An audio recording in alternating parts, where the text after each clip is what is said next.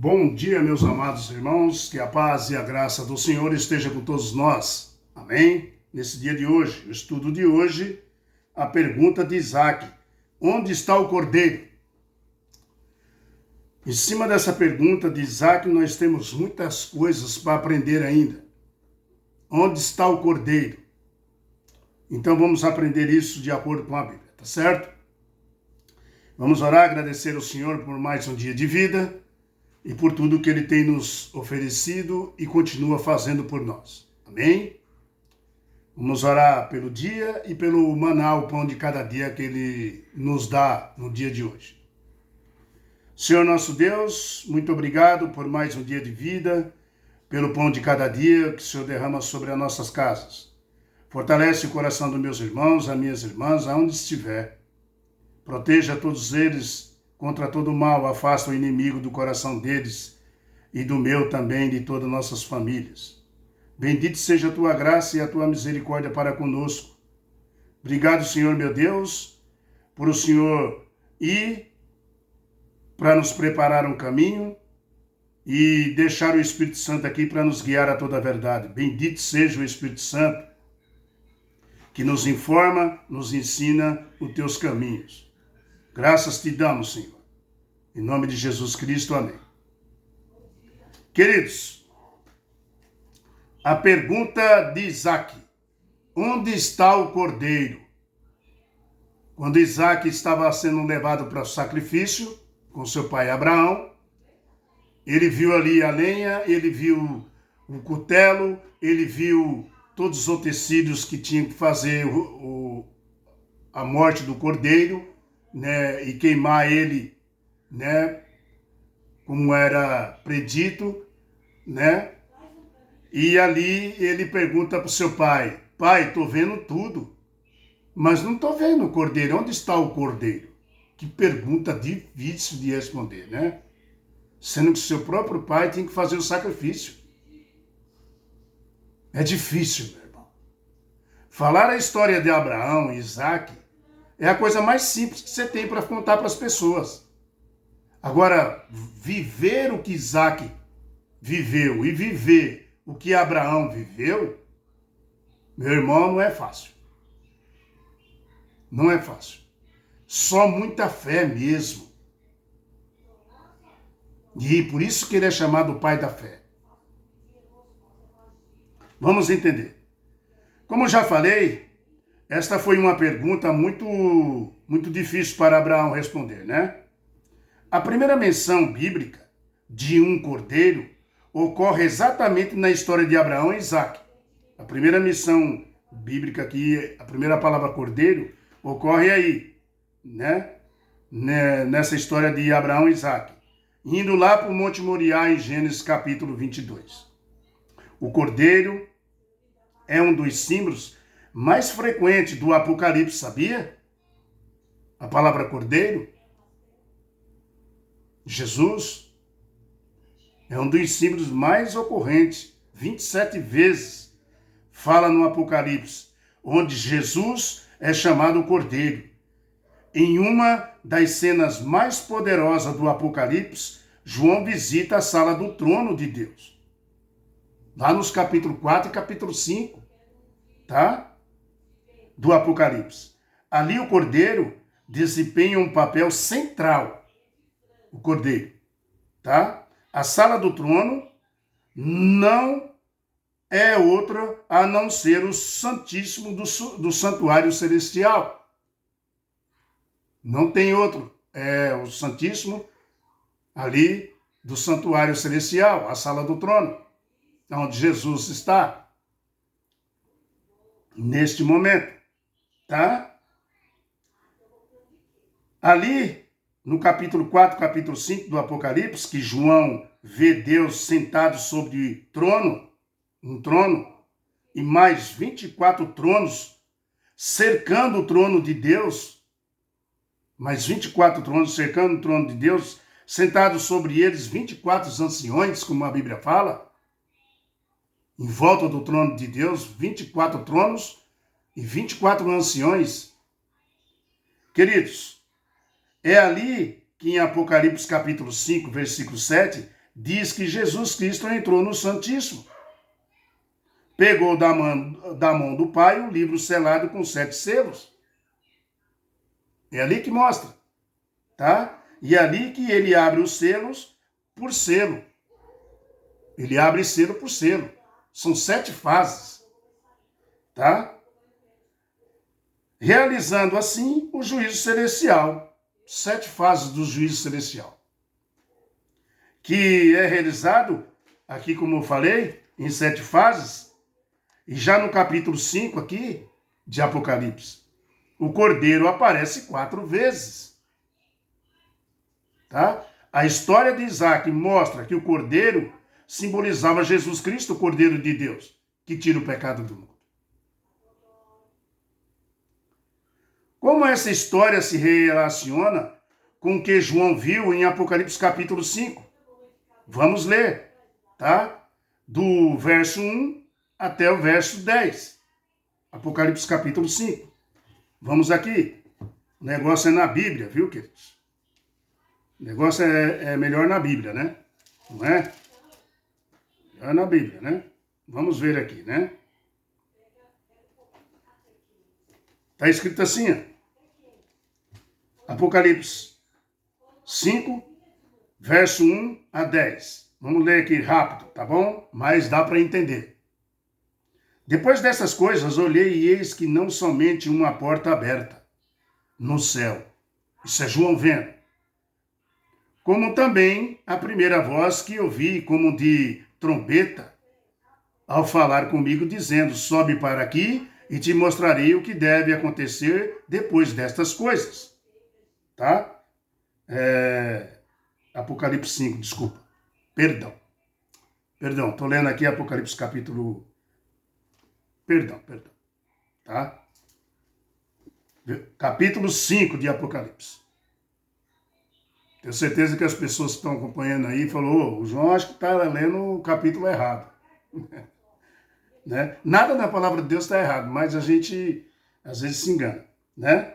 É o capítulo 5, versículo 1, à frente. Vi na mão direita daquele que estava sentado, no trono, um livro escrito por dentro e por fora, de todos selado com os 7 selos. Tá vendo? E aí ele fala, vi também um anjo forte que proclamava em grande voz, quem é digno de abrir o livro e de lhe desatar os selos? Ora, nem no céu, nem sobre a terra, nem debaixo da terra, ninguém podia abrir o livro, nem mesmo olhar para ele. João fala assim que ele chorava muito, né, porque ninguém foi achado digno de abrir o livro, né? Todavia um ancião me disse, não chores, João, eis que o leão da tribo de Judá, que é Jesus, né, a raiz de Davi, venceu para abrir o livro e os seus 7 selos.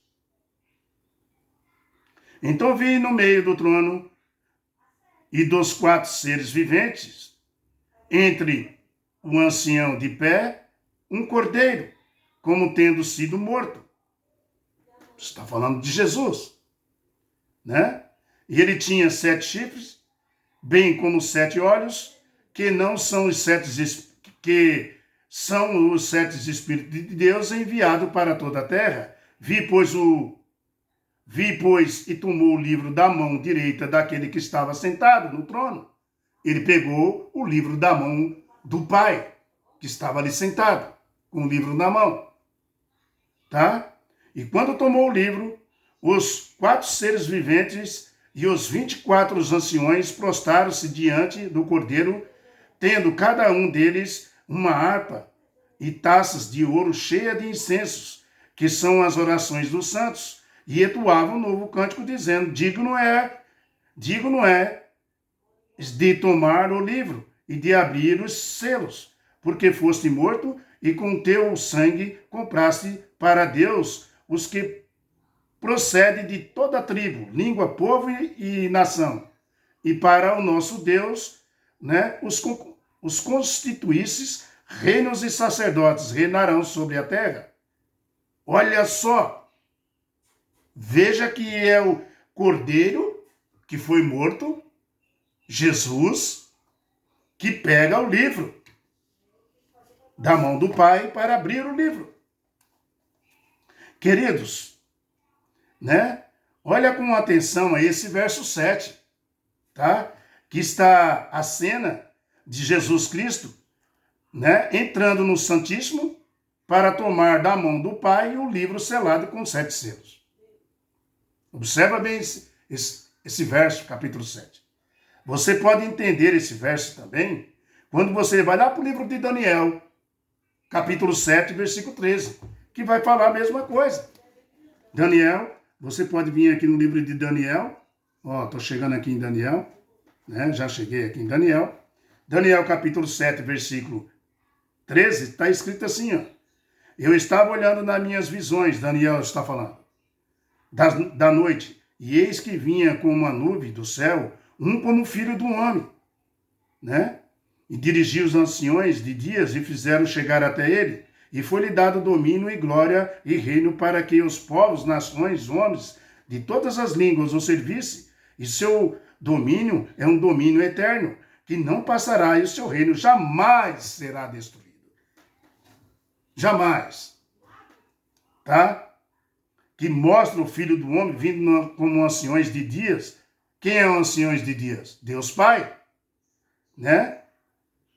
Para iniciar o quê? O juízo celestial. Tá? Abrir os 7 selos. Veja que em Apocalipse mostra o Filho de Deus. Veja que até o verso 10 aqui está a introdução do juízo celestial. Quando você olha em Apocalipse, que nós lemos. Meus queridos, os teólogos, né? A maioria, eles dizem que a doutrina mais frágil e fraca da igreja adventista é o juízo investigativo, é o juízo celestial. Por quê? A igreja só tem usado o livro de Daniel 8,14. Não é verdade. As profecias é progressiva. Tá? Para falar do juízo celestial, começando ali no ano 1844. Quando Jesus sai do lugar santo e passa para o Santíssimo. Onde Guilherme Miller errou, se enganou, porque ele achava que era a volta de Jesus e Jesus não vinha. Jesus estava fazendo uma transição, estava indo para o lugar santíssimo, pegar o livro da mão do Pai para começar o juízo investigativo no santuário celestial.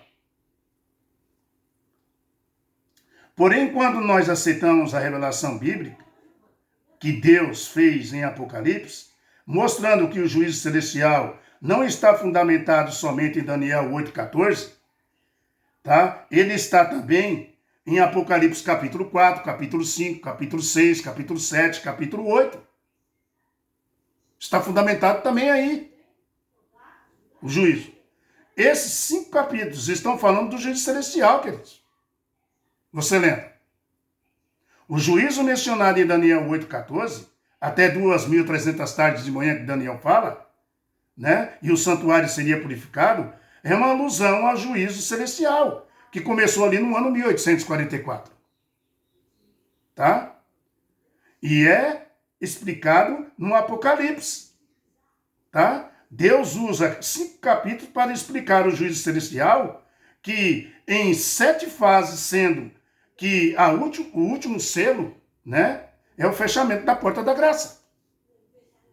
O último selo aqui é o fechamento da porta da graça. Meu irmão, é linda a revelação que Deus faz no Apocalipse sobre o Cordeiro de Deus e seu ministério e o seu santuário celestial, que começou no lugar santo. Isso durou, sabe quanto tempo ali no lugar santo, Jesus? Durou todos os séculos em que, né, transcorreram as 7 igrejas do Apocalipse, começando por Éfeso e terminando ali em Esmirna. Em Laodiceia. Terminando em Laodiceia. O povo do juízo. Laodiceia quer dizer o povo do juízo. A última igreja vai terminar. Mas chegou o momento em que ele entrou na sala do trono para receber o livro da mão do Pai e iniciar as fases do juízo celestial no lugar santíssimo. Tá? Onde está o cordeiro para o holocausto? Não foi isso que Isaac perguntou a seu pai Abraão?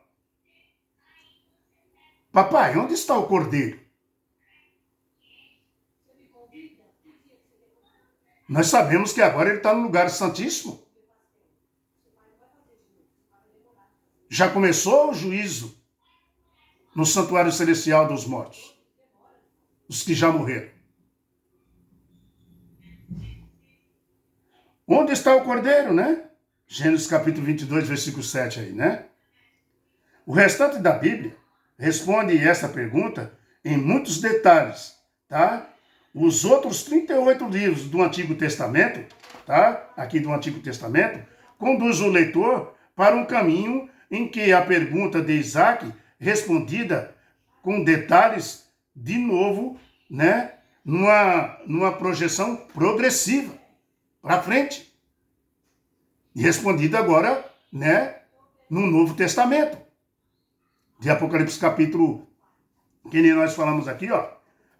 Capítulo 4, capítulo 5, capítulo 6, capítulo 7, capítulo 8. Tá? As profecias é progressiva, ela vai para frente. Tá?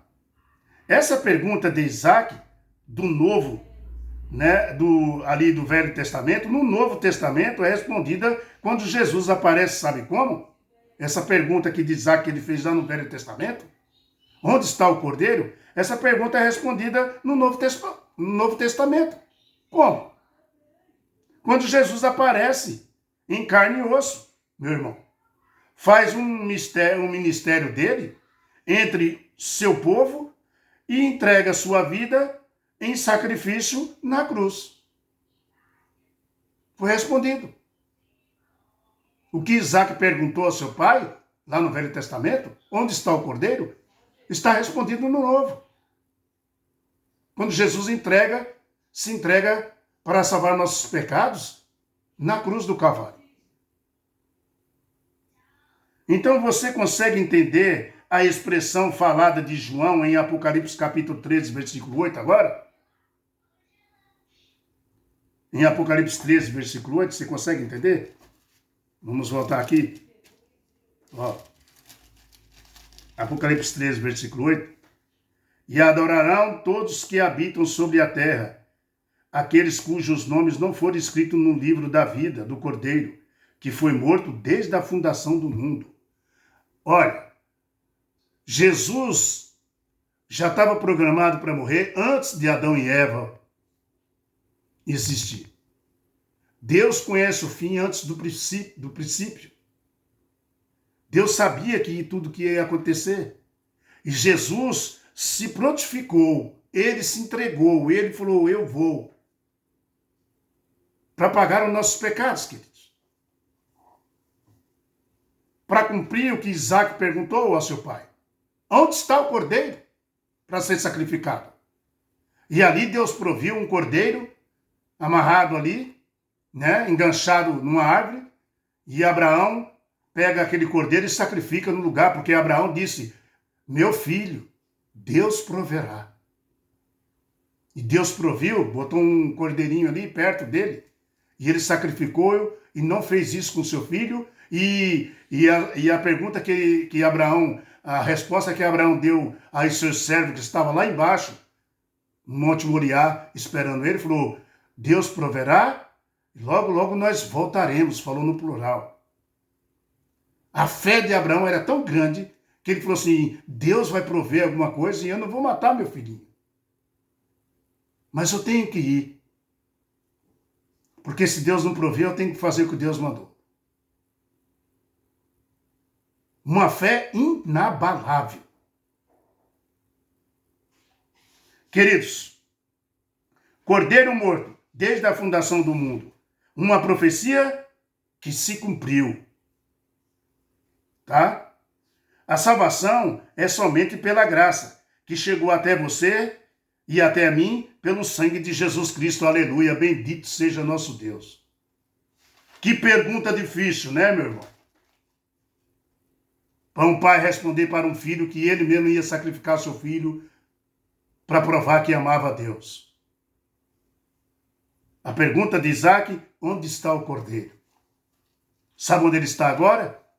No lugar do santuário, no céu, lugar santíssimo. Ele passou do lugar santo e está no lugar santíssimo. Abrindo os selos, selo por selo, 7 fases. Viu? Jesus está às portas. E quando ele abrir esse 7º, último selo, meu querido irmão, será o fechamento da porta da graça. E por isso que ele fala, ímpios continua ímpios e justo continua justos. Cheguei. E todo juízo foi resolvido. Tudo foi julgado. Que lado você quer estar? Indo mais para frente, na lição de amanhã, lidando com a morte. Você sabe como lidar com a morte? Como lidar com a morte? Amanhã nós vamos entender na Bíblia. O próximo estudo de amanhã é lidando com a morte. Amém? Fique com a paz do Senhor, com a graça de nosso Senhor Jesus Cristo. Que Deus tome conta de você. Dá um like, dá um joinha, compartilha no canal, tá? Para que o YouTube reconheça e apresente ao mundo todo a palavra de Deus. Amém, queridos? Seja um pregador. Você fazendo isso, você é um pregador. Se inscreve no canal. Compartilha com as pessoas a palavra de Deus. E você já se torna um pregador também. E a recompensa vem lá de cima, que está chegando breve. Jesus está às portas. Tchau, pessoal. Que Deus tome conta de vocês onde vocês estiverem. Em nome de Jesus Cristo.